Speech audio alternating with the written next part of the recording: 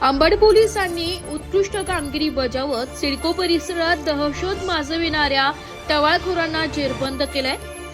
दिनांक 25 डिसेंबर रोजी 1:30 वाजेच्या सुमारास राजरत्न नगर उत्तम नगर नाशिक येथे काही टवाळखोर हे रोडवर बेकायदेशीर जमाव जमवून आरडाओरड करून रस्त्याच्या कडेला लावलेल्या फिर्यादी यांच्या मोटरसायकलला कोयत्याने मारून तोडफोड करून नुकसान केले होते। तसेच रोडवर उभा राहून कोणी मध्ये आले तर इथेच कापून टाकी अशी देखील धमकी दिली। तसेच तेथील लोकांच्या अंगावर धावत येऊन तुम्हाला कापून टाकतो असे बोलून कोयत्याने फिर्यादी यांच्या गळ्यावर वार करून त्यांना जीवे ठार मारण्याचा प्रयत्न केलाय।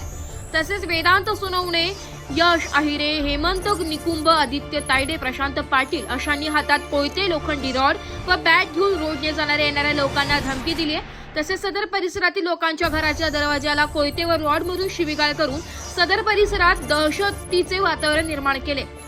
फिर्यादी नामे अमोल हरी खडके, वर्ष 32, राहणार ओंकारेश्वर महादेव मंदिर, राजरत्न नगर उत्तम नगर नाशिक यांच्या फिर्यादीवरून वेदांत गिरी, वेदांत सोनवणे, यश अहिरे, हेमंत निकुंभ, आदित्य तायडे, प्रशांत पाटील व इतर यांच्या विरुद्ध अंबड पोलीस ठाणे येथे गुन्हा दाखल करण्यात आला होता।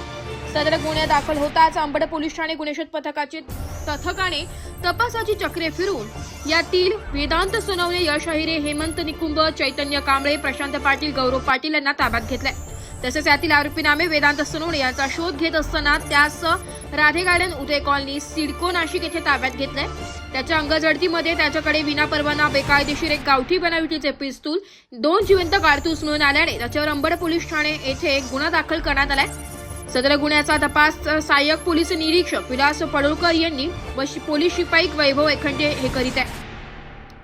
सदरची कामगिरी माननीय वरिष्ठांच्या मार्गदर्शनाखाली अंबड पोलीस पथकाने केली आहे। ब्युरो रिपोर्ट, नाशिक लोकशाही न्यूज, नाशिक।